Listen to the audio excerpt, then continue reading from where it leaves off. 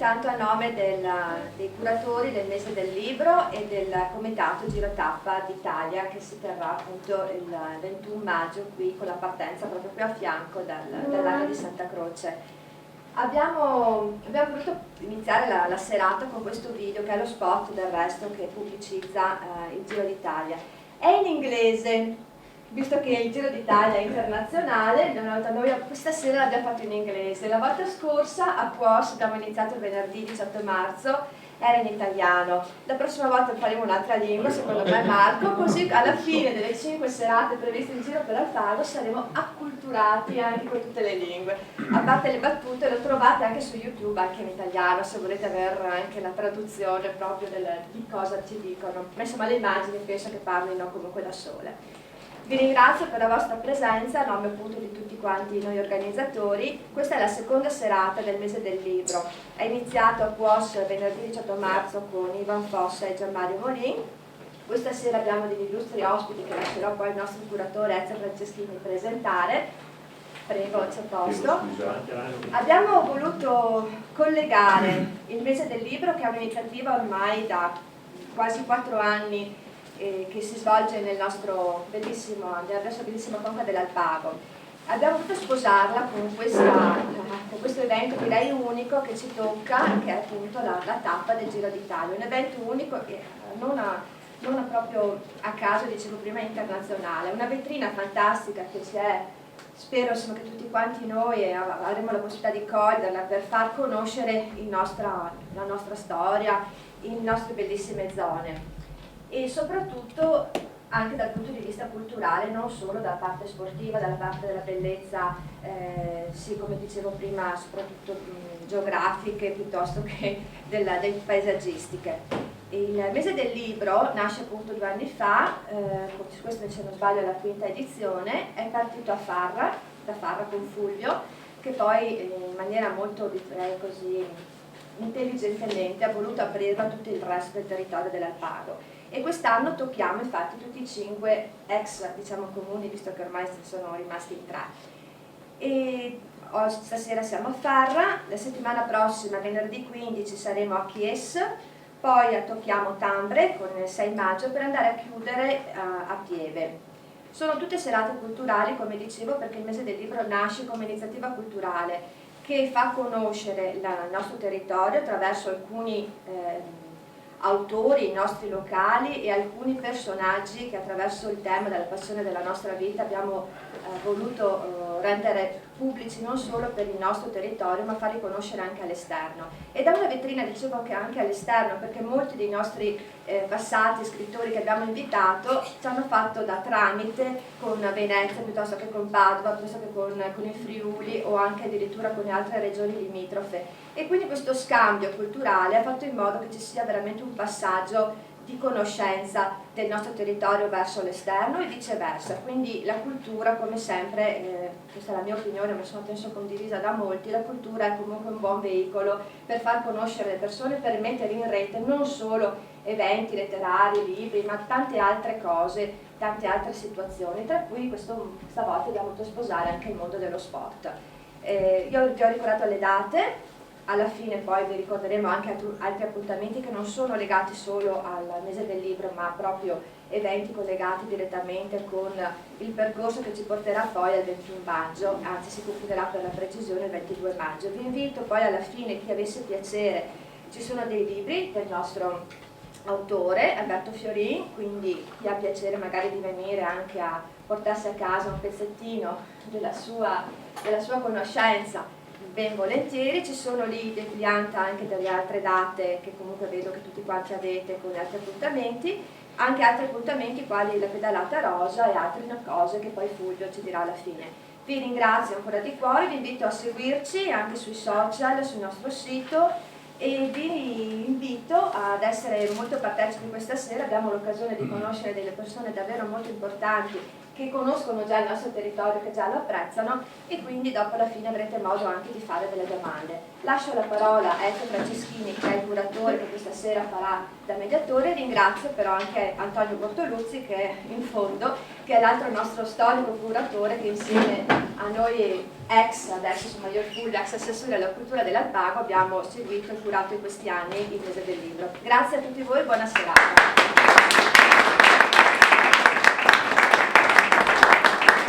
Ringraziamo anche Eros De Bona che ci segue sempre con le sue riprese e che ha fatto dei video che potete vedere nei vari supporti che il mese del libro distribuisce molto generosamente negli ultimi tempi. Io sono Ezio Franceschini e ho il piacere di presentarvi questi tre personaggi che hanno tutti e tre a che vedere con la due ruote, ma hanno a che vedere con la due ruote in maniera diversa. Questo è Alberto Fiorin, veneziano, come me, classe di ferro, classe 1960, che è un cicloamatore professionale assolutamente, non so a quanto potrebbe ammontare le cifre del tachimetro, del tuo tachimetro personale finora. Non ho fatto i conti.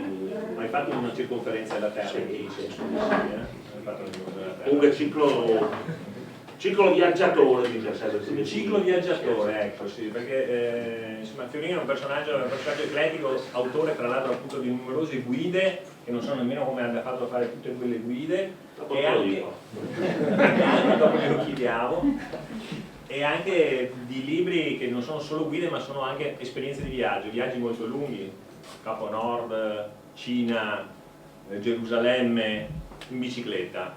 Una dimensione di viaggio estremo e molto avventuroso, e quindi sarà molto interessante ascoltarlo, anche dal punto di vista legato al Giro d'Italia, perché siamo in questo contesto, bene o male, e Fiorin, tra le cose che ha scritto questo libro, che è disponibile in ebook, che si chiama Il Giro un giorno prima, quello che i campioni non vedono.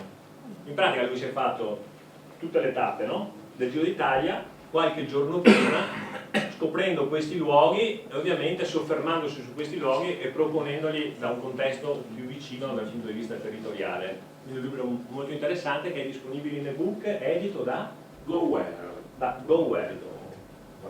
Okay. Mentre l'altro suo editore affezionato è Ediciclo, infatti tutte le sue guide sono editore Ediciclo.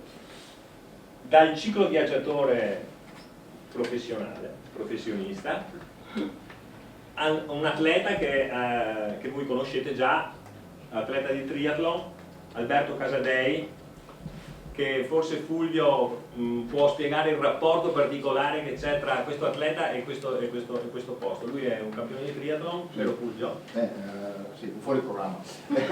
Alberto ci ha fatto il piacere e l'onore di essere qui stasera, a seguito purtroppo dell'infortunio, quindi avrei preferito non vederlo qui stasera e saperlo in giro per l'Europa o per il mondo a gareggiare.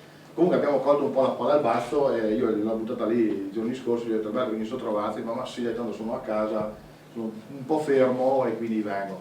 È un rapporto che nasce qualche anno fa con la prima gara di triathlon che ha organizzato il GP, che non vedo, eccolo qua, qui al lago di Santa Croce, ormai è un percorso ormai che stiamo portando avanti da qualche anno e ci siamo imbattuti su questo personaggio che si è affezionato, anzi in realtà si era già affezionato da prima, ma noi non lo sapevamo. Di nascosto? Di nascosto, esatto, era un alpagotto di adozione di nascosto. E l'abbiamo conosciuut, ci siamo fatti conoscere, lui ha conosciuto noi, insomma, c'è questa simpatia e sintonia tra l'alpago e gli alpagotti e a me piace l'idea che abbia un po', che sia un po' di noi, insomma, faccia parte di questa comunità. E che ce la esporti anche, perché comunque Alberto, lo diceva anche prima, insomma, l'anno scorso veramente ha girato in lungo e in largo con tutte le sue gare e può essere anche un buon veicolo per noi per farci conoscere al di fuori. Viene spesso a trovarci, qualche volta non ce lo dice e io mi arrabbio con lui, mi manda le fotografie quando è a mezzo miglio e allora un po' mi dissento di questo, dico insomma dimmi quando vieni, però viene sempre volentieri, mi sembra. Poi lo ascolteremo, è un gran bravo ragazzo, una gran brava persona. Anche lei fortunato però vedo, non è che... Siamo messi d'accordo. Esatto, adesso mi devi fare. Come vedo vestire, metti qualcosa di bianco sulla mano. L'altro nostro ospite è Diego Gallo, che mentre Alberto le percorre, le ciclovie, gli fa le pulci, le monitorizza e ce le presenta, Diego Gallo le pensa perché Diego Gallo è diciamo così, il coordinatore del progetto delle piste ciclabili in Veneto, possiamo dire così, quindi ha una vasta esperienza di come si costruiscono le piste ciclabili, ma soprattutto questa sera Diego Gallo ci dirà come la bicicletta può essere uno strumento per fare turismo, diciamo così. Io mi mantengo molto per rigenerare turismo. Quindi abbiamo 3 aspetti della due ruote, sono molto interessanti. Speriamo di avere il tempo, insomma, di essere abbastanza esaurienti, per cui direi di partire. Abbiamo anche un supporto di immagini e di slide, per cui direi di partire subito con Alberto, che ci illustra un po' questa filosofia del viaggiare in bicicletta. Io avevo anche Quale dei due? È veneziano, giusto? È uguale. Col veneziano, quale? Il veneziano, il professionale. Se vuoi dare sì, la occhialetta per il... Hai già tutto a posto, bene. Io vi ringrazio, mi fa molto piacere essere qui a parlare di bicicletta e soprattutto, buonasera, soprattutto di declinare, non solo di ciclismo. Io non sono qui per paragonarmi, certo, assolutamente, basta solo vedere la silhouette e i capelli bianchi, insomma, paragonarmi ai campioni di ciclismo, però voglio dire, la bicicletta è uno strumento che ti permette di conoscere il mondo, ti permette di affrontare viaggi a volte anche esagerati, perché come vedete lì sono fatto anche da Venezia a Pechino, 12.000 km, sono partito per fare questo grande viaggio, il sogno della mia vita. Poi ho pedalato per le rovine di Palmira in bicicletta facendo Venezia a Gerusalemme via terra, sono andato a Capo Nord, ho fatto dei viaggi importanti, diciamo belli, perché la bicicletta ti consente di vedere il mondo con occhi diversi attraverso la chiave di lettura della lentezza, che è una lentezza relativa chiaramente, perché se vai a piedi chiaramente la lentezza è ancora più esasperata. Ecco, la bicicletta probabilmente è un buon compromesso per imprimerti appunto negli occhi durante la pedalata tutti i fotogrammi del viaggio che vivi direttamente, vivi non protetto dentro l'abitacolo di una macchina. Io tra l'altro non ho neanche la patente, per cui questo non mi tange, però voglio dire, è proprio un modo diverso di vivere, è una filosofia di vita, almeno per quanto mi riguarda. Allora sono venuto qui però non a parlarvi di cose estreme, di viaggi esagerati, perché per fare, secondo me, almeno con gli anni, da 40 anni, 42 anni che viaggio, i primi viaggi con i compagni di liceo a 14-15 anni, penso con i miei genitori che mi hanno permesso di andare a Parigi in bicicletta a 16 anni, minorenne, per le strade, per carità, meno trafficate di adesso, però adesso che ho un figlio di 20 io avrei qualche problemino in più. Comunque, voglio dire che probabilmente adesso noi mi sono reso conto, insomma, che in realtà è bello, cioè a volte soffriamo di dobbiamo guardare più da vicino, non occorre fare un viaggio grande per fare un grande viaggio, basta andare qua in Alparo, basta andare a Soverzene, prendere la sinistra a Piave, risalirla e vedi cose che normalmente con le macchine magari non le vedi, magari voi sì le conoscete, però non ci metterei neppure la mano sul fuoco, che quello che ho visto io dalle vostre parti, voi se non siete mai andati in bicicletta le avete viste con la stessa ottica, con la stessa intensità, ecco. Per cui sinceramente quando mi è stato proposto di venire qui a parlare di viaggi, ho pensato di raccontarvi una storia legata in qualche modo al Giro d'Italia, ma un modo veramente personale. Nel 2011 mi è venuta una idea pazza, insomma, quella di proporre di fare ho scritto un reportage, siccome sono giornalista, ho scritto un freelance, insomma, ho scritto un reportage per Repubblica.it, c'è il giornale online non cartaceo di Repubblica, facendo il Giro d'Italia dei campioni. 2011, il Giro del 150enario. Vediamo come si è st'Italia dopo 150 anni unificata. A me è davvero unificata. Partito da Torino, il Giro è passato, ha tagliato in 7 giorni, eravamo già in cima all'Etna, percorso 2 volte perché il masochismo tra i ciclisti e tra gli organizzatori è abbastanza presente, e poi siamo lì salito l'Italia dalla parte adriatica, siamo andati per Spoleto, abbiamo fatto il Grossglockner, abbiamo fatto il Crostis.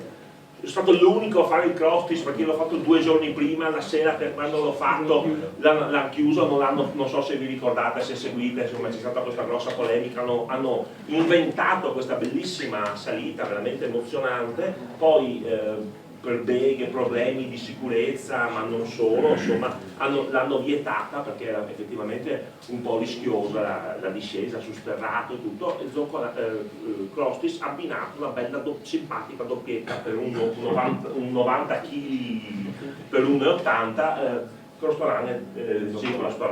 Crostis e Zoncolan, e poi siamo andati, abbiamo fatto il Nevegal, è stato l'anno della cronoscalata, no? Quindi voglio dire, allora ho pensato, perché ho fatto questa cosa? Cosa c'entro io col Giro d'Italia? C'entro che ho voluto raccontare quello che i campioni non vedono, perché l'Italia è talmente bella, talmente particolare e con tante storie da scoprire, che ho deciso appunto di seguire, cioè di anticipare di un giorno il Giro d'Italia. Quindi io lo facevo a strade aperte, da solo, anzi tecnicamente eravamo in 3, una persona, un amico che guidava una macchina, perché non tutti sanno che, come le parole crociate, le sedi di tappa, le sedi di partenza, le sedi d'arrivo, anzi forse voi lo sapete, sono distanti a volte 40, 50, 60, 80, 120 km.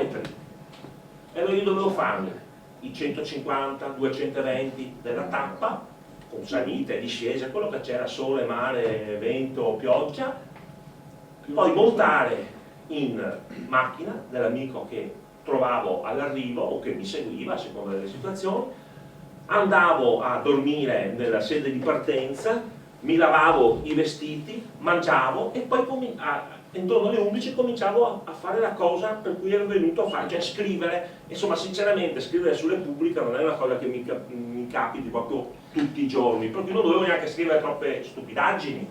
E allora insomma alla fine sono tornato a casa, mia moglie non mi ha neanche riconosciuto, stravolto, 3500 km. È stato, a detta dei ciclisti, uno dei giri più duri degli ultimi anni, insomma.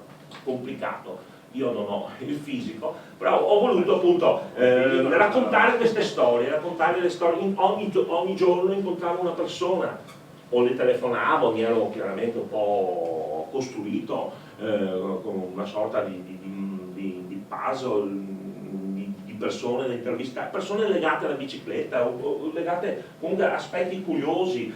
Non so, a Torino ho intervistato questo meraviglioso signore Valentino Rolando, che era da anni che volevo conoscere, che nel 1956, giovane apprendista di uno studio notarile, con un amico coetaneo, nel 1956 ha preso 28 anni, 29 anni, ha mollato tutto, ha detto alla famiglia vado a farmi una vacanza, ha preso la bicicletta e ha fatto il giro del mondo nel 1956, 1 anno e mezzo hanno fatto questi 2 amici, sono arrivati a Trieste, hanno telefonato, si sono licenziati.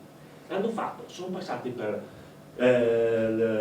Bulgaria, Romania, non so se sono andati per la Cina, l'India, e hanno visto un mondo in bicicletta con delle bici assurde adesso per i nostri canoni, cioè con pochi cambi, si erano costruiti un carrellino, hanno fatto una storia incredibile, bellissima, e questo signore anziano, 83enne, sono passati 5 anni, lo sento ancora, è ancora vivo, mi fa molto piacere.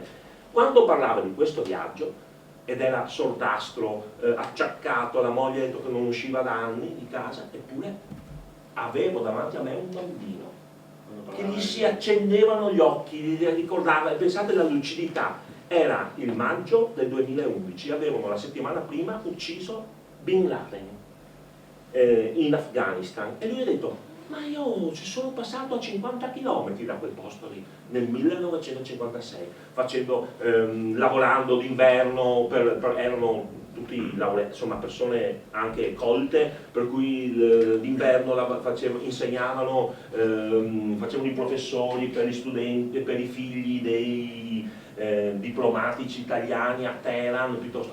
Hanno foto con Nehru, erano messi qua così, con il primo ministro indiano, hanno concluso il loro viaggio semplicemente con cost to cost nel 1957. Sono tornati, ci ha messo un anno e mezzo, sono tornati, è stato così una follia della loro, quello che adesso non chiameremo l'anno sabbatico, che molti studenti fanno, no, dopo la laurea, così per dire. L'hanno fatto 60 anni fa ed è un'esperienza veramente, per dire un caso, ho conosciuto, non so se avete mai sentito parlare Alex Bellini, sapete chi è? Questo ragazzo che è nato nel Passo del Tonale, eppure è colui il quale, adesso ve lo dico, ve lo ricordate probabilmente quando lo dico, che ha fatto Areni, Atlantico e Pacifico.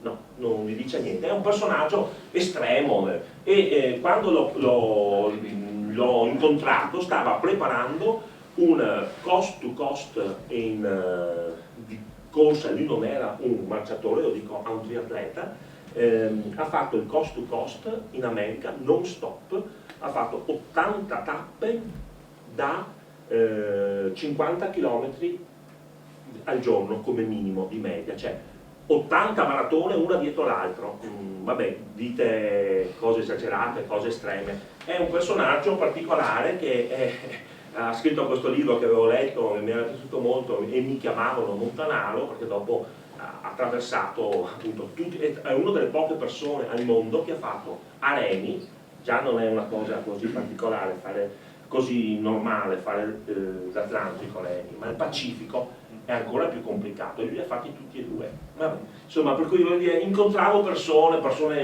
gli estranei gentili che ti cioè sconosciuti che ti dicevano vieni a mangiare a casa mia, cosa che avviene normalmente in un viaggio, quando hai bisogno di tutto, la gente capisce, quando sei sudato, quando sei a volte anche sporco, insomma, però puzzolente, nel senso che quando sudi, però la gente apprezza questo modo di conoscere, di viaggiare. Allora, volevo raccontarvi velocemente, adesso non parlo più perché sennò andiamo avanti troppo con il tempo, questa piccola storia attraverso il Giro d'Italia. E quindi, maledetto fu quel giorno che mi è entrato questo tarlo di girare l'Italia attorno e sto giro anticiparlo. L'obiettivo è dichiarato: farlo come un viaggiatore, non col ritmo indiavolato del più forte corridore, per poi scrivere gli appunti, stimolati dal tragitto che regala 1000 spunti sia in orale che in iscritto, e descrivere il paese nel 150enario, da metropoli distese al paesino solitario, per grattare un po' la panza e capire la sensazione se si avverte la distanza tra la sua popolazione o se questa differenza, che ci dicono aumentata, sia soltanto diffidenza oppure sia inventata. Questo è dunque il giro prima, dal Piemonte alla Sicilia e sull'Etna fino in cima, per 2 volte Mirabilia, dal Molise fin l'Abruzzo, l'Adriatica costiera, poi lo Zoncolan Abruzzo, e dall'Austria alla frontiera, ed ancora Lombardia, altri colli con fatica, chi vuole essere stanco sia, ora il passo è da formica. Cominciamo col saluto agli amici, all'equipaggio che mi hanno sostenuto in questo vagabondaggio e mi hanno coccolato lungo questi itinerari, sostenuto e un po' viziato come splendidi gregari. Grazie ad Aldo, con Romeo, grazie a Franco, con Alberto, sempre bravi, mai un neo, grazie a Paolo. Il libro mette in risalto il fatto che quello che i campioni non vedono, tutto quello che Alberto non vede, Alberto non Fiorin ma Alberto che lei non vede, volevo chiedere proprio ad Alberto che differenza c'è tra il tuo approccio alla bicicletta con quello appunto, o se c'è lo stesso approccio, cioè cosa significa per te la bicicletta, visto che anche il primo, il secondo e il terzo insomma dei tre sport su cui ruota il triathlon? Assolutamente. Beh, secondo me la grossa differenza è che io ho avuto questa enorme fortuna di utilizzare la bicicletta per guadagnarmi da vivere e per in realtà vedere le stesse cose che ho visto Alberto in questi anni. Nel senso, durante questa bellissima, emozionantissima esposizione ho visto immagini e persone dove lo conosco, tipo David, incredibile come nella sua esperienza di un Giro d'Italia vissuto un giorno prima io mi ritrovi tantissime immagini, tantissimi posti, tantissime esperienze vissute in questi anni da atleta professionista. Mi piace pensarmi come un atleta professionista forse atipico da questo punto di vista. Non sono l'atleta come si può immaginare completamente fissato, invasato nell'allenamento, nella gara, nel ritmo esclusivo di vita atleta come si può immaginare, mangiare, dormire, allenare, non vedere niente. Non vuol dire che io prenda sotto gamba o abbia preso sotto gamba il mio lavoro, la mia professione e il tipo di vita che faccio, anzi ritengo di essere un professionista a 360 gradi quando il periodo lo richiede, ma mi piace anche godermi l'opportunità che la vita mi ha dato, l'opportunità di incontrare gente, l'opportunità di girare il mondo. E per far questo bisogna non solo guardare la strada, ogni tanto guardare anche intorno. Poi magari se guardi la strada è di cadere da solo e di spagarti un braccio, però davvero abbiamo dei territori in Italia incredibili.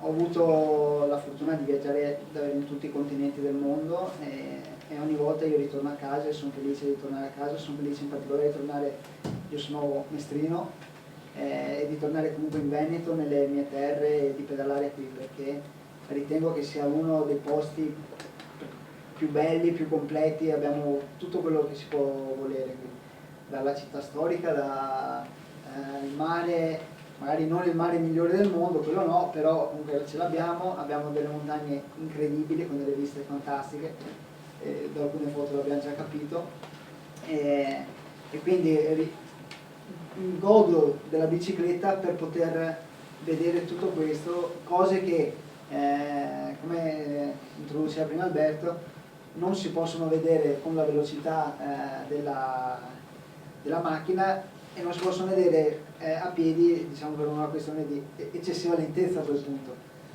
Quindi la bicicletta è un fantastico compromesso per esplorare il mondo e anche io come atleta professionista utilizzo questo mezzo sì per allenarmi, sì per guadagnarmi a vivere, ma soprattutto per conoscere il mondo e conoscere per strada gente, persone e culture. Quindi insomma ci sono tutti e due questi aspetti. E a proposito di conoscere il territorio, tu abbiamo detto che sei affezionato all'Alpago, perché l'Alpago, ma dopo faremo questo discorso più in generale anche con Diego Vallo, è un posto ideale per andare in bicicletta, insomma, sia dal punto di vista sportivo, sia dal punto di vista delle varie specialità, sia dal punto di vista della passeggiata. Io posso parlare proprio anche da triatleta, dove quindi non c'è solo il ciclismo ma ci sono 3 discipline sportive. Il mio rapporto con questo territorio nasce un pochettino qualche chilometro più a sud, quindi da Vittorio Veneto, grazie a Gianpietro Del Faveri, campionissimo di triathlon che mi ha, sin dai primi anni in cui ho iniziato a correre per la Silk Outright di Vittorio Veneto, la mia prima società di triathlon è comunque di Vittorio Veneto, quindi poco qua sotto, con Gianpietro mi ha sempre portato ad allenarmi sulle salite, su queste salite, su questi terreni. Io ovviamente venendo da maestra ho bisogno non solo di pianura ma di qualche salitina per allenarmi e qui ho trovato a livello logistico le prime salite più vicine. Quindi nasce come una necessità logistica, diciamo. In realtà si è rivelato essere il terreno migliore di allenamento, si è rivelato essere, soprattutto sulle sponde qua del lago, avere la possibilità di combinare un allenamento di nuoto con l'allenamento di bici, un allenamento di bici che può essere fantastico sia su terreni più veloci, basta solo pensare al giro del lago, oppure alle salite più impegnative e basta spostarsi di 3 metri dal lago. Ugualmente allenamenti per la corsa, e di nuovo abbiamo anche tutta la ciclabile che si sviluppa intorno al lago, e quindi soprattutto in questa zona qua ho trovato un terreno di allenamento incredibile. Si aggiunge, ed è proprio il fiore all'occhiello, poi l'ospitalità, la disponibilità degli Alpagotti, che sono sempre stati molto molto molto gentili con me e con noi, che siamo trovati in sintonia, ovviamente spinti da questa passione per lo sport, ma per il territorio, per l'ambiente, per tutto quello che la nostra terra, io la chiamo la nostra, ok, non sono di qua, ma davvero mi piace chiamare la nostra terra, ci può dare. Certo. Sì, perché insomma, la nostra terra, possiamo parlare anche di Veneto, no? Prima dicevamo, io per esempio non lo sapevo, ma Diego Gallo ha scelto che questa è la Bike Valley, giusto? A guardare bene, ci possiamo chiamare anche la Bike Valley. Vuoi spiegare perché magari qualcuno non lo sa, perché definisci il Veneto? Il Veneto? Il Veneto, i campioni di geni, va a mettere assieme i due geni, si annullano, nel senso, facendo un po' una riflessione su quello che siamo, poi non so se c'è da mettere. Cominciamo con questo preambolo, insomma. Dobbiamo parlare di turismo, parliamo di eccellenza. Le cose che abbiamo noi non le ha nessuno, per riuscire a metterle in maniera ordinata dentro al mercato competitivo del turismo, per esempio, è una sfida in cui dobbiamo crederci, dobbiamo sentirci parte di un sistema che condivide questo obiettivo. Allora, le belle salite che abbiamo visto dal video, ma che sappiamo insomma esserci anche in giro per l'altro continente, sono una componente del prodotto turistico in bici, parlando della bici sportiva. E qui io penso che noi possiamo andare nel mondo mettendo un prodotto che, oltre alle montagne famose, celebri, bellissime, e al nostro territorio, ci possiamo mettere anche una componente che è quella della componente dell'eccellenza della bicicletta, no? Il cambio della bicicletta è stato inventato qua dietro, la più grande impresa che fa abbigliamento sportivo è qua vicino, chi ha inventato il pedale è lì, chi ha inventato la sella là dietro, chi ha inventato il telaio in carbonio dietro a casa mia, qui a Terme, insomma. Se la Pedemontana o il Veneto non era Bike Valley, adesso vediamo anche un po' di numeri, vuol dire. Il problema è che non ci sentiamo Bike Valley, cioè che non ci sentiamo, che non ci conosciamo. Il problema è che non ci conosciamo. Abbiamo i campioni, abbiamo le zeffe, il Giro d'Italia si vince, si perde qua, vuol dire, non è giusto campione. Generalmente, insomma, cioè, abbiamo delle eccellenze che potrebbero aiutarci a distinguere con il nostro prodotto, no? Quindi sì, è facile dire scriviamo Bike Valley, vabbè, che scriviamo domani mattina, ma così come è facile attaccare i cartelli del Giro d'Italia, è facile fare le belle foto e pubblicarle. Sono operazioni abbastanza facili. Allora, che differenza il problema è quello di tirar fuori il prodotto dal territorio. Tirar fuori il prodotto turistico dal territorio, questa è la sfida. Allora, il Giro d'Italia è la più bella corsa sportiva del mondo, probabilmente la seconda più importante al mondo. Quello che stiamo cercando insieme di fare è quello di far sì che una gara sportiva diventi un evento turistico. E non basta scrivere sul giornale affinché la gara sportiva diventi evento turistico. Perché cos'è un evento turistico? Un evento turistico ha senso se dietro trascina un prodotto turistico, se no è una cosa sport che finisce, finito il santo, passato il santo, passato anche il miracolo. No? Quello che noi dovremmo riuscire a fare è far sì che l'evento, il più grande carosello sportivo delle due ruote, che tutto il mondo ci invidia, che passa di qua, fa sì che questo trascini poi un prodotto turistico che resta qua tutto l'anno, perché il turismo in bicicletta si fa tutto l'anno, e che dà e accende il turismo nel territorio, lo accende. Allora quello che faccio io è portare la novella della bicicletta nei territori. Siccome la bicicletta va di moda, allora molti sono attratti da questa cosa, anche gente che magari non è perfettamente sportiva, però è davvero una moda, cioè è davvero una cosa che è sentita. E la cosa bella che vedo, che mi dà soddisfazione, è che portando l'idea del turismo in bicicletta, la bicicletta riaccendi, rivitalizzi il turismo. Che è un turismo diverso però, non è più un settore dell'economia di un territorio, ma diventa un bene comune. Il turismo dobbiamo vederlo come bene comune, non come una cosa che riguarda una categoria, solo una categoria di lavoratori. Io sono nato e vivo ad Avano Terme, io il turismo lo respiro dalla sera alla mattina quando sono nato. Allora, da bambino, cioè, il turismo era di tutti perché era una monocultura, cioè nel mio paese era una monocultura, cioè tutti lavoravano in alberghi di destra. Ora questo non c'è più, non c'è più. Questo riguarda il mio paese, ma penso che riguardi anche la provincia di Belluno, in larga parte dei nostri territori. È diventato un qualcosa che interessa solo alcuni, che interessa l'albergatore e chi ci vive dentro l'albergatore economico. Sì. E abbiamo fatto sì che questo fenomeno di comunità sta diventando un fenomeno di pochi corporate, di un'azienda.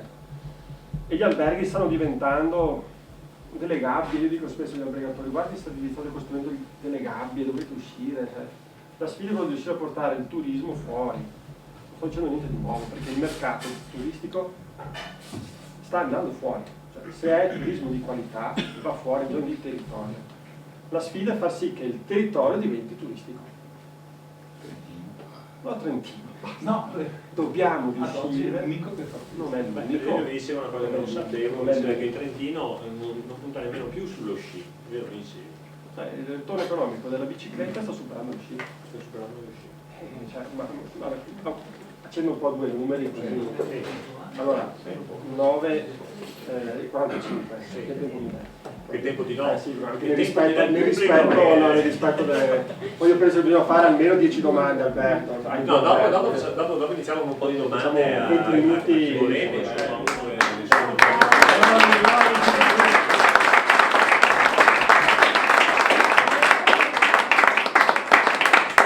volete, qualcosa, Diego? No, parliamoci. No, se c'era qualcosa che Io volevo solo dire che a Ciosa ha fatto baruffa per costruire il ponte, perché oggi è sottomarina, il ponte della Concordia. Volevo il ponte di legno, no, lo volevo di tora! Penso che sia una domanda ne faccio una io, ho una curiosità che è mia più che altro, ne faccio una io ad Alberto, perché l'avevo già un po' anticipata ma non avevamo parlato. A me interessa il lato, per esempio, il lato del lungo viaggio, no? Il lungo viaggio con un mezzo che non è né a piedi né un mezzo veloce, è una via di mezzo. Mi è venuto in mente la barca a vela. Io per esempio non vado tanto in bicicletta, però ho dell'esperienza di navigazione atlantica, quindi lunghe navigazioni con dei mezzi lenti. Tu vai attraversando l'Atlantico, passa l'aereo che in 3 ore sei a New York, tu dici ma che cavolo sto facendo qua un mese per andare dall'altra parte, perché la meta non è il posto dove vai, ma la meta è quell'esperienza, è quel tipo di viaggio che fai. Allora io ho scritto che anche chi fa maratona a un certo punto diventa maratoneta dipendente, perché questo fatto di fare maratona, di fare 50 km al giorno scatena le endorfine nel tuo corpo e tu alla fine stai benissimo, quindi diventa quasi una necessità continuare a fare maratona. Allora io quando ho attraversato l'Atlantico ho notato dei cambiamenti, sono partito in un modo all'Italia e quando sono arrivato di là, dopo un mese di navigazione e quindi di ritmi di un certo tipo, senza mai vedere terra, senza mai entrare a terra, cioè senza punti di riferimento, il mio corpo, la mia mente e il mio corpo sono cambiati, si sono trasformati. E volevo sapere se anche con questi lunghi viaggi di migliaia di chilometri in bici avvengono questi cambiamenti sia nella mente sia nel corpo, cioè se l'uomo cambia durante queste esperienze. Sicuramente è una parentesi di vita particolare, no? Non è la nostra quotidianità, stare via 40 giorni in barcavela o a piedi o in bicicletta. A me è capitato per esempio anche, non so, di fare un lungo viaggio a piedi di 30, Cammino di Santiago, insomma, 30 giorni, 25 giorni. E ecco, quando la cosa incredibile è che proprio cambi fisicamente, ti asciughi, ci vuole poco, però voglio dire, cambia proprio. Allora, in bicicletta poi tra l'altro se sei da solo è un po', se sei con altre persone spesso e volentieri resti da solo, perché la bici è uno sport, è un'attività, è una pratica che ti consente tanto di pensare. C'è questo movimento circolare della pedivella che ti mette in moto dei pensieri che a volte veramente è irrefrenabile fermare. Ci sono delle associazioni di ciclosofia, non so se qualcuno ha mai sentito parlare, ci sono proprio delle associazioni con un po' medici ed esperti che hanno in pratica istituito questa ciclosofia, cioè in pratica l'andare in bicicletta stimola il pensiero, stimola la meditazione, stimola... Perché l'odore ti fa venire in mente un qualcosa, non so, io per esempio sono abbastanza amico di Altan, il disegnatore, che non è giovanissimo, ma fino a 7-8 anni fa era un ciclista da 10.000 km all'anno, da solo, tranquillo, col suo ritmo, 20-25 all'ora, non di più, e mi diceva che la stragrande maggioranza delle sue fulminanti battute mi sono venute in mente pedalando in sella, insomma, perché proprio è uno stimolo. E quando stai via per un giorno, 2 giorni, 3 giorni, 15 giorni, un mese, è chiaro che ti cambia tanto la vita, perché sei in una bolla in qualche modo, no? E tanto è vero che quando fai un viaggio del genere, almeno a me capita spesso, di solito il giorno più brutto è sempre il giorno dell'arrivo. Io mi ricordo la delusione di arrivare a Santiago di Compostela. Sono andato nel 92, premetto, per cui ho trovato 150 pellegrini in 25 giorni. Adesso penso che se ne trovino 150 all'ora, forse anche di più, perché è diventato è proprio, stiamo parlando del prodotto turistico, è un prodotto che credo da prendere veramente a... Ma anche l'agenzia viaggi a Belluno, da Thomas Mark. Sì, ecco, proprio voglio dire, quando sei lì solitario per 25 giorni, che dormi dove capita, arrivi dopo questa esperienza che comunque è anche mistica, chiamatelo come volete, di scoperta di se stessi, arrivi a Santiago, l'unico giorno di 25 giorni, all'800° chilometro ti trovi a Piazza San Marco il giorno di Ferragosto, cioè in mezzo a tutto i venditori di amuletti, di gadget, insomma i mercanti del tempio, e resti deluso perché dici caspita, tutta questa cosa per cui sono arrivato, sì, no, ma al di là, ecco, poi di questo caso specifico, però quando arrivi, non so, sono arrivato a Gerusalemme da Venezia, che è stata un'esperienza stupenda, perché a me piace tantissimo partire da casa, a me piace partire con la bicicletta da casa, fare il ponte della libertà, ahimè è particolarmente difficile in questo periodo con il tram, le piste ciclabili che non ci sono, ma comunque poi a un certo punto cosa succede? La cosa più semplice del mondo, a un semaforo che fai quotidianamente, invece di andare a destra gira a sinistra, entri in una dimensione diversa. Mi ricordo perfettamente in Siria, quel viaggio per Gerusalemme e Betlemme, a un certo punto mi sono guardato che i miei compagni hanno alzato gli occhi al cielo in quest'ultima unica strada, che era superstrada, era autostrada, passavano i carretti, passava di tutto, l'unica arteria, avevo visto un cartello con scritto Baghdad, Lebanon, Iraq. Ma vi rendete conto dove siamo? Siamo partiti da Piazzale Roma e siamo sotto un cartello scritto Iraq, Lebanon. Cioè, eppure la bicicletta ti regala anche queste soddisfazioni, perché sei fragile, sei delicato, sei esposto al ridicolo perché diventi un biscotto bianco e nero, però voglio dire, hai queste emozioni, non vi dico pedalare per il Palmira, tanto in questi giorni mi vengono anche così delle emozioni forti, però anche a Gerusalemme il giorno dell'arrivo è stato il giorno peggiore. Perché? Sei lì e sei deluso, perché questa bolla di 30 giorni, 40 giorni, 96 giorni ci hanno messo i miei compagni per andare da Venezia a Pechino, 12.000 km.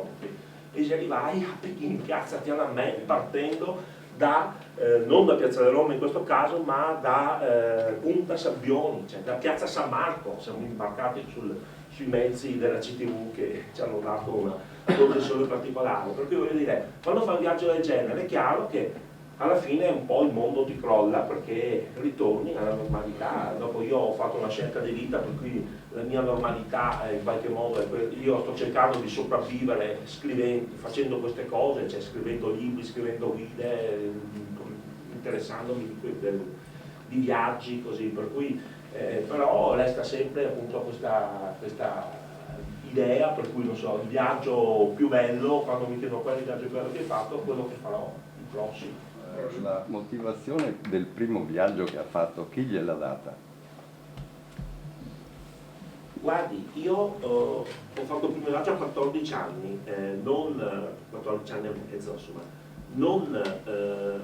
io ho preso la bicicletta come se fosse un motorino, cioè nel senso, sembra brutto detto così, però ho vissuto l'idea di libertà attraverso la bicicletta. Non avevo la patente e non ce l'ho tuttora. Per me sentirmi schiaffeggiare la faccia dal vento e andare lentamente, perché voglio dire, andare, ogni tanto esco anche ad allenarmi, allora, però è una cosa diversa, andare a 35 all'ora, 30 all'ora, non esageriamo, insomma, per un tot di tempo diventa impegnativo, diventa uno sforzo fisico, diventi sudi, ecco, però l'idea di conoscere il mondo, fermarmi, mi ricordo, abbiamo fatto questo viaggio con i miei, il primo grosso è stato a Parigi, e l'emozione che ho provato quest'anno è stata doppia, perché quest'anno, scusate se ogni tanto faccio delle digressioni, ho fatto quest'inverno, ho fatto l'esperienza di fare un viaggio invernale da Venezia a Parigi,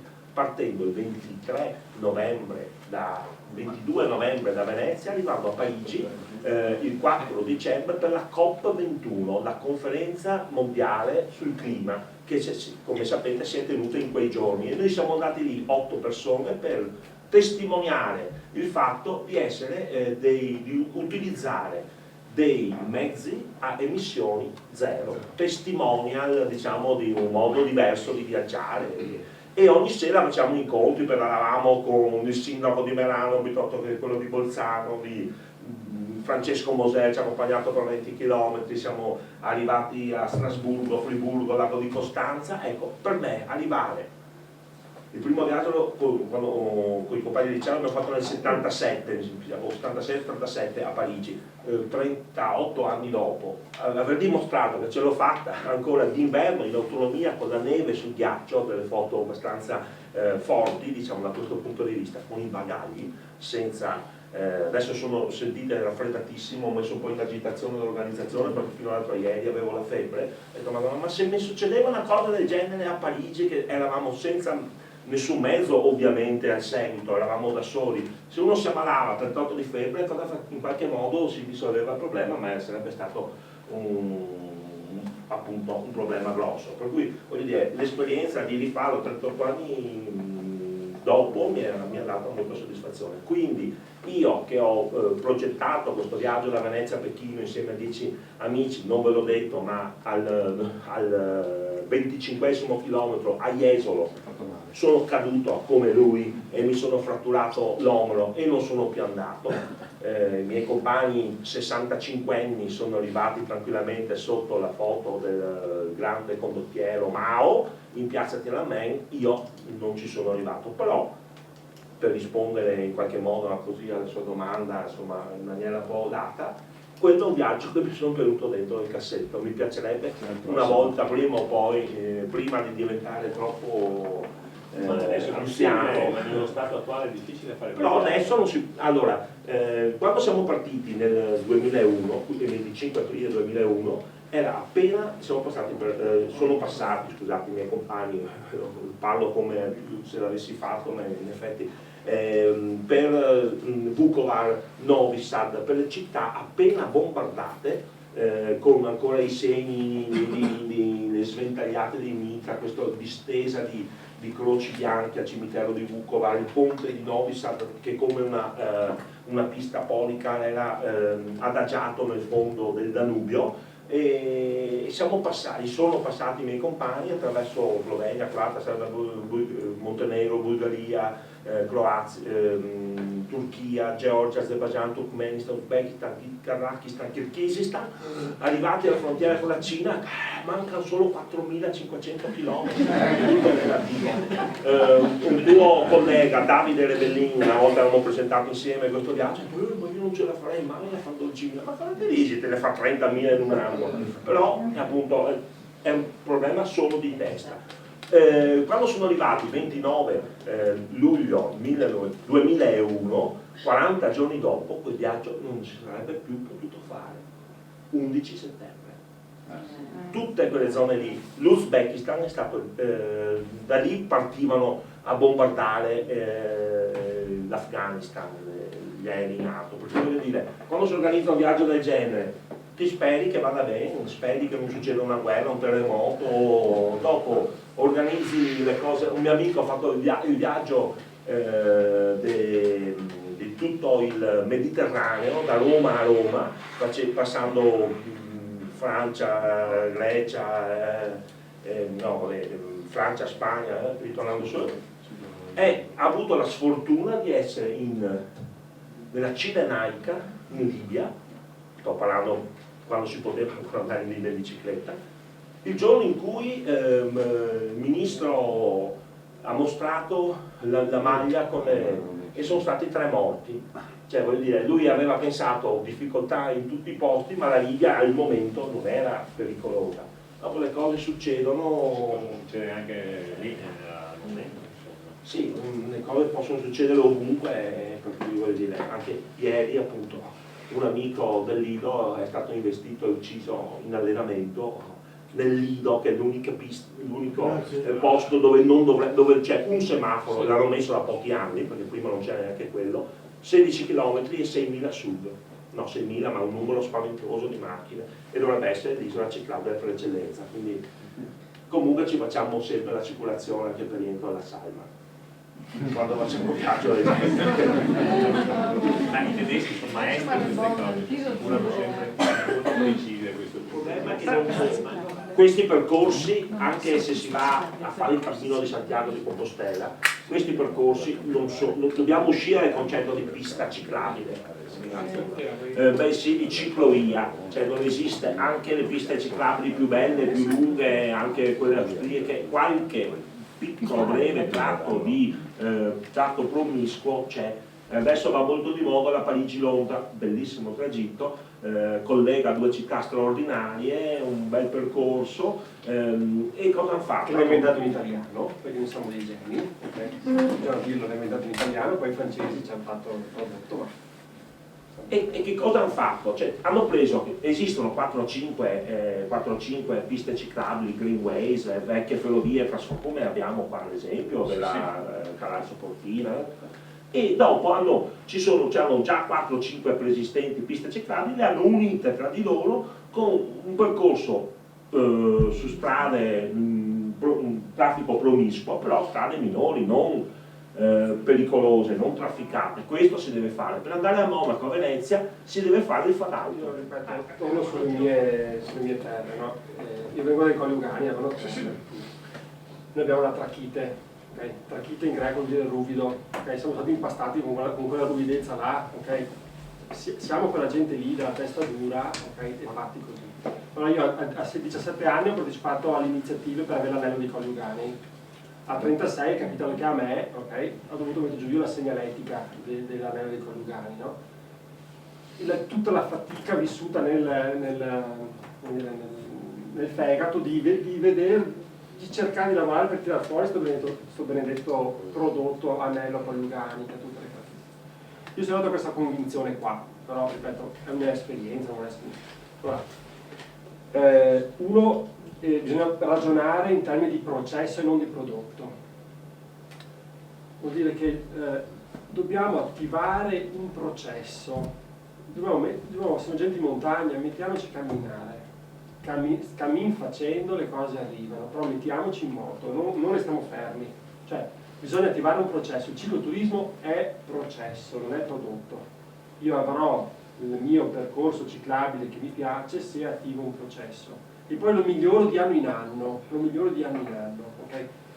Dopo non possiamo aspettare che le cose vengano dal cielo. Se alla terza volta che arriva il turista tedesco le dico scusi per Venezia dove vado, sentiti responsabile, sei tu la pista ciclabile, poi ti arrabbierai lo stesso con chi comincia a prendere gli adesivi, ok? Prendete gli adesivi, cominciate ad attaccare gli adesivi, cominciate a scrivere per terra, ok? Venezia là, e vedete che effetto che fa.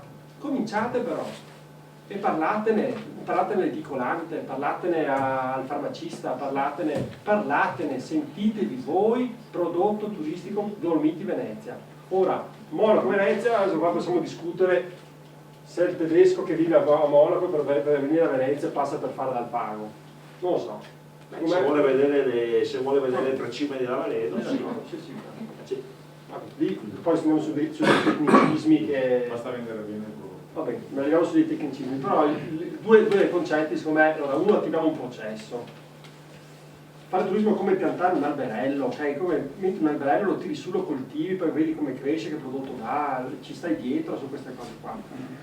Non bisogna andare a prendere l'ulivo secolare, lo pianti là, pum, ecco. Cioè non è una roba che lo porti da fuori, il turismo non è una roba che la porti da fuori e la cacci qua, devi coltivare fuori dal tuo territorio.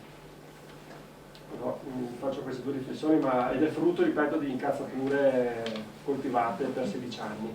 Però adesso vediamo che le cose funzionano, perché adesso vedi che è messa in moto una macchina che indietro non si torna. Se tu attivi la macchina, indietro non si torna. Ecco, questa roba vale per tutto il turismo di qualità, vale per il gastronomico, voi avete le eccellenze, vale per lo sport, vale per il turismo vacanzativo, vale per il wellness, vale per la bici, per il turismo in bici. E questo è il turismo di qualità, quei prodotti sofisticati, unici, inimitabili che abbiamo noi, perché solo noi possiamo dare quel valore aggiunto. E quindi abbiamo un prodotto che è unico. E quindi il prezzo è solo uno dei fattori che rende competitivo quel prodotto là. Se il mio prodotto è banale, di plastica, ok? Che non profuma del nostro territorio, è un prodotto che lo mettiamo sul mercato globale e nel mercato globale ci sarà sempre qualcuno che ci mette un prezzo più basso. in Tunisia piuttosto che... figurarsi, ma sì. Dobbiamo riuscire ad avere la capacità di, però anche avere l'orgoglio di appartenere a questa terra qua. L'orgoglio. Il turismo è quello di orgoglio, di gente orgogliosa che ha voglia di fare, cioè. Anche perché, scusami, c'è sempre stato circondato un po' da discredito il cicloturista, perché si vede come un po'. Perché gente non sta, credo, la faccia così, ci rovini il mercato, dovrebbe andare in giro. No, effettivamente il cicloturista spende, non è un turista straccione. Tedeschi sono 8 milioni di persone che fanno turismo leisure in bicicletta, 8 milioni di persone muovono un numero affari di 11 miliardi di euro, pari al fatturato della regione Veneto, ok? Allora, se vogliamo alzare sul mercato di qualità, la bicicletta è imprescindibile, Se vogliamo stare sul mercato di quantità, allora facciamo atteggiamenti. Quindi non stiamo parlando della nicchia di mercato che interessa, questo andava bene nel 92, 93, 89. 2016 la bicicletta è importante, direi tanto quanto lo sci, ma sarei portato a dire anche un po' di più. Poi se guardiamo il cambiamento climatico, se guardiamo anche che abbiamo bisogno di destagionalizzare, delocalizzare i flussi, forse sta benedetta ciclabile che da qua porta al Fadalto, se tutti quanti ci crediamo, vedete che la facciamo in 6 mesi. Se ci crediamo in 3-4 staremo qua 6 anni, ma è un processo che è inevitabile. È inevitabile, indietro non si torna, ragazzi, indietro non si torna. E se il processo, se la pista ciclabile è fatta bene, perché l'altro problema è farle bene, se la ciclabile è fatta bene, diventa contagiosa. Se la ciclabile è fatta male, abbiamo avuto dei soldi. E allora torniamo col problema della cultura della bicicletta. Chi fa la ciclabile è un ciclista, quello che ci dice il mercato è uno, Bolzano, Lago di Garda, Verona, Vicenza, Padova, questa è la nostra arteria, l'arteria numero 1. L'arteria numero 2 che ci dice il mercato dice fate il Brenta, perché da Trento veniva una scaletata di gente a Padova veniva del Brenta a Venezia, questa è la seconda arteria. Poi viene su interessante il litorale adriatico, è un'altra cosa, Adria, mare, la gente, il cicloturista non esiste, esiste il turista che va in bicicletta, quello sta parlando del leisure, e quella gente là si muove come tutti gli altri turisti, e cosa cercano? Sole, mare, prima motivazione di viaggio, seconda motivazione di viaggio, incontrare parenti e amici, ma quello vale tutto, terza motivazione di viaggio, natura. Dopo arriva tutto il resto, ma guardate le statistiche della Commissione Europea, sono dei 27 paesi dell'Europa, sono queste robe qua, quindi il Mare Adriatico, la quarta è Dolomiti Venezia. La quarta cosa in cui interessa il mercato è questa roba qui che viene giù, e adesso, vedete l'anno prossimo, lo sblocco della ciclabile di Pieve di Cadore, vedrete cosa viene giù, preparatevi, perché vi viene giù il disastro. Da dove? Da Cortina. Cioè, che si va avanti Cortina, Calazzo, e quando cosa è successo qua? Che avete inaugurato la pista ciclabile, avete sistemato il ponte, avete buttato giù la pista ciclabile delle macchine, è una roba da non fare, piuttosto aspettate 6 mesi, tanto 5 mesi più, 5 mesi meno, quando è inaugurata la ciclabile, vedo giù con la cavallera, giusto? Tutta la cavallera sulle macchine, è stata l'annata in cui doveva esserci una svolta, cioè tutta sulle macchine, sono cose da non fare, piuttosto non pubblicizzate niente, e l'anno dopo magari con forza si esce. Ecco, quello sicuramente darà uno sblocco, sicuramente qua sul lago di Santa Croce, quindi preparatevi, non saranno più 3, saranno 8, probabilmente quello bisogna chiedere che per andare a Venezia bisogna andare giù di d'acqua. Pannello in mano. Le multe poi non si sa chi ne mettere giù, si scrive vive gli sposi, anziché si scrive vive gli sposi, Venezia 50 non si cuore, ok? È un bluff questo. Però è un processo, vedete, quel programma indietro poi non si torna. Indietro non si torna. Mi scusi, per capire, se lei segue il discorso delle piste, no? Io cerco sempre, le cerco su internet, faccio 1000 casini per trovarle, ma queste 4 arterie a che punto siamo come tracciabilità? Io ho provato a girare un po', ho fatto un po' della via Francigena, però si va tutta a caso, cioè, con la cartina ti giri. Però un conto è uno che magari come noi ci piace anche perdere del tempo, ma questo famoso turismo che vuole anche cose semplici, non può andare, non posso tutte è un problema di casetta, cartina. è un problema di casetta, quello facciamo vedere prima. Non basta, cioè, bisogna attivare tutto un processo, okay? Però io che ci sono dentro la mattina e la sera vedo che le cose c'è molto fermento, guardate che c'è molto fermento, anche in giro per il Veneto c'è molto fermento. Io lo dico dopo. E se io guardo, però, sì, certo, anch'io sono utilizzatore, però se io penso al vento, attenzione un attimo, se io penso al vento, no, 4-5 anni fa, e se volevo muovermi, correggimi se sbaglio, no, ma qualcosa avanti siamo andati, ok? Cioè chi è corso più di noi, ma se io guardo 5 anni fa, secondo me qualcosa, pensa solo a Cima Banca Cortina Calazzo, pensa solo a Cima Banca Cortina Calazzo, Pieve di Cadore, e Fara dal Pago, cioè, rispetto a 5 anni fa, secondo me, un passo in avanti significativo è fatto, quindi si va avanti, indietro non si torna.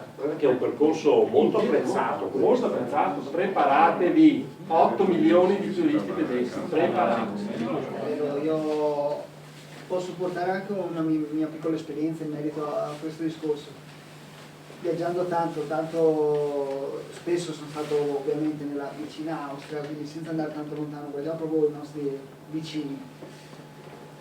E io mi alleno sulle strade e tante volte non so dove sono in Austria, guardo i cartellini R4, R5, vai e non ti perdi, sai esattamente dove arriva quella ciclabile, che non è una ciclabile, è una ciclovia, sono tutte strade secondarie, solitamente a poco traffico, oppure strade che usano i trattori delle volte, altre volte ti capita di fare 5 km, magari di fare il Fadalto, una strada tipo Fadalto perché non ce ne sono altre, quindi quelle si fanno. Però bene o male ogni 2 km, ogni incrocio c'è un bel cartello, un bel segno per terra, quindi non devo stare là a cercare col cellulare o sulla piantina dove cavolo devo andare per finire il mio anello di allenamento, quindi che sia cicloturista, che sia cicloamatore, che sia un professionista, in realtà è un'esigenza comune. Poi vado in Austria e mi trovo, è una cosa che abbiamo notato sempre con Jumpy, tutti i passi, tutte le strade a pagamento. Cosa vuol dire?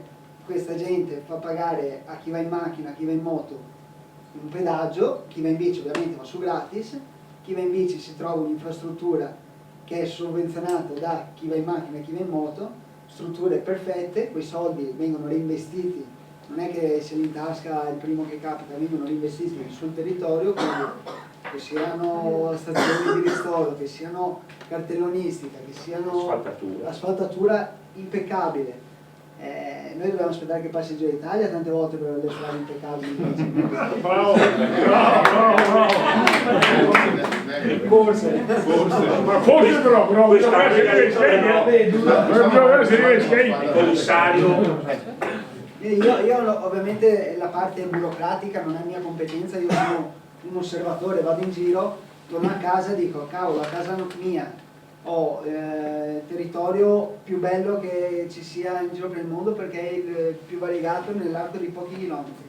Vado in America e una marea di americani vengono in Europa, non vengono in Europa, vengono nelle Dolomiti, parlo di ciclisti o triatleti, non specifico, vengono per pedalare nelle Dolomiti perché conoscono tutti i nomi di tutte le salite che magari io ce l'ho a 150 km, neanche solo il cavolo è, questi mi parlano che sono venuti col viaggio organizzato dall'America, hanno fatto tutto, quindi non è solo un turismo effettivamente di massa che viene da Germania, Austria, ma anche un turismo che viene apposta per queste terre qua che abbiamo. Ovviamente vedo il mio vicino che in Austria tante volte hanno questi panettoni, hanno terreni che per carità non hanno niente, non abbiamo niente da invidiargli, eppure hanno lavorato benissimo e il turismo, il cicloturismo va là perché effettivamente trova delle infrastrutture adeguate. Quindi noi abbiamo la materia prima, abbiamo la volontà, delle volte immagino ci siano problemi burocratici o che troviamo il modo, non è così difficile effettivamente, ognuno deve fare il proprio passo. Io come atleta, come persona esposta mediaticamente grazie a dei risultati sportivi, cerco sempre di promuovere il mio territorio e parlo nello specifico tante volte dell'Alpago, ma del mio Veneto, cavolo, Veneto abbiamo tutto, è davvero una realtà dove saremo leader a livello assoluto come realtà regionale e quindi insomma muoviamo un po' il culo, ecco, cioè, ognuno mette il proprio e tutti e tre, lui lo muove anche se non vuole. Ognuno deve mettere il proprio, chi ha la possibilità come struttura alberghiera, chi ha la possibilità come realtà amministrativa, chi ha la possibilità come atleta di promuovere, ognuno mette il suo e vedremo che in poco verranno gli austriaci a invidiarci tutto quello che abbiamo e a copiarci magari. Anche perché la piove sempre. Tra l'altro, La gente non è che ama aspettare con la pioggia, si dice che qua è tanto giorni di pioggia all'anno. E quando c'è la neve qua c'è il sole, quindi Però non so se avete visto qui quella foto che ha spopolato nel web o nei giornali della tanto per farvi capire scusatemi alzo la principessa in Danimarca che portava in bicicletta i due bambini di 3 anni nella pista ciclabile con la neve e col ghiaccio, perché in Danimarca cosa fanno? Passano la prima cosa che passano, che spazzano dalla neve e sono le piste ciclabili. Io ho fatto questo viaggio Venezia-Parigi, sono passato alle 8 di mattina per il centro di Bolzano, un freddo da masti, meno 2 gradi, bisognava essere vestiti bene. Abbiamo visto centinaia e centinaia di bambini a Bolzano, non stiamo parlando di Sicilia, a Bolzano con il freddo, che andavano in bicicletta, le loro piste ciclabili. Siamo passati alla sera per l'arco che segna i passaggi il 25 novembre, erano passate 3.752 persone, in bicicletta il 23 novembre a Bolzano, che non si è baciato dal sole. E allora vuol dire che la gente, anche a volte, se ci sono infrastrutture, se c'è la volontà politica, c'è anche la volontà sociale. L'assessore alla mobilità di Bassano mi ha confidato che è stato l'uomo più votato perché la bicicletta porta voti.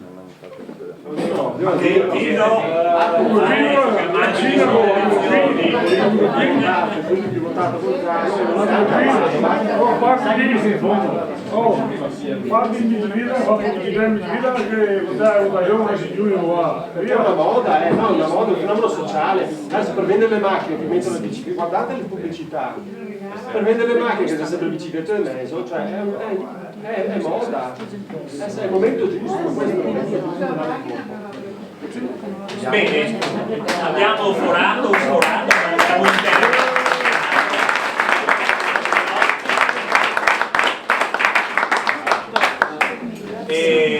Fulvio, chiude l'incontro. Vi rubo ancora un minuto se mi dato un saluto, grazie. Scusate, volevo aggiungere una cosa, lì ci sono le guide e i libri di Alberto che siccome con in bicicletta non può lavorare, per cui contribuite anche voi alla prossima guida che sarà Francogena, ho sentito Francogena o Francigena?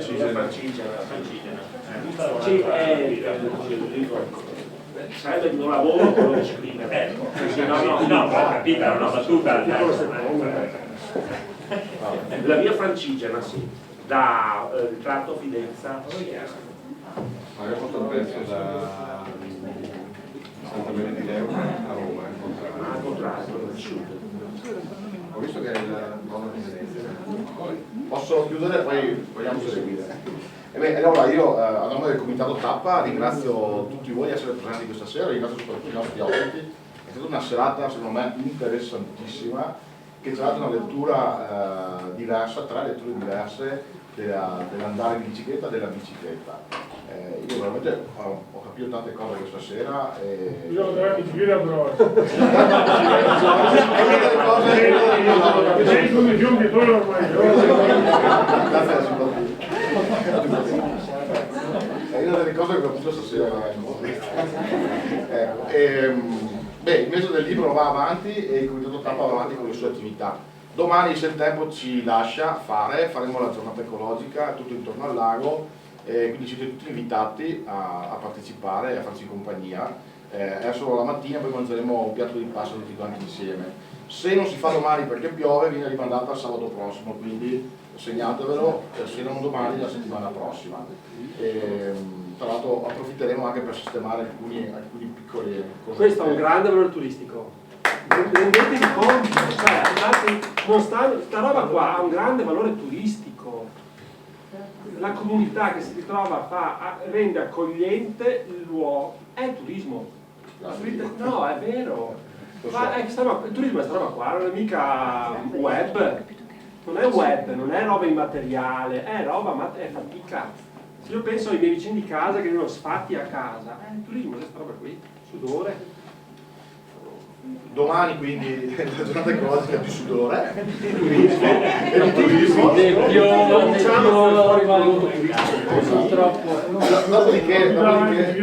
Dopodiché avremo altre 3 serate con il mese del libro. Aspetta che la trovo, la prossima, eccola qua. Venerdì 15 siamo a Chies e lì parleremo del museo della bicicletta e di San Vito. Sarà una serata sicuramente molto interessante. Probabilmente avremo anche un ospite particolare, forse anche uno dei campionissimi che farà il Giro d'Italia e probabilmente farà anche il tour, verrà a trovarci nell'occasione. Adesso vediamo se c'è anche Giovanni Viel. Sì, ci sarà Giovanni Viel, insomma una serata interessante, non so se come questa sera, secondo me è veramente molto interessante. Dopodiché vabbè, ci saranno altre attività che il comitato sta organizzando da qua al giorno di Tappa, ma insomma le scopriremo, alcune le sapete anche già, strada facendo. Stasera ci ha raggiunto anche il nostro presidente di Tappa che è arrivato un po' in ritardo, ma noi gli vogliamo bene lo stesso. E ringraziamo il gruppo Alpini di Fara che ci ospita, come ci ha sempre ospitato come mese del libro, in questa sede che è molto calda sotto tutti i punti di vista. Penso che adesso mangiamo qualcosa, sì? Bene. Sorvolando anche sul fatto che la bicicletta è il mezzo di Bersaglieri, Sì, ovviamente. Comunque un ciclista. Fermatevi a bere qualcosa per non mangiare un pezzo di pane. Grazie di nuovo.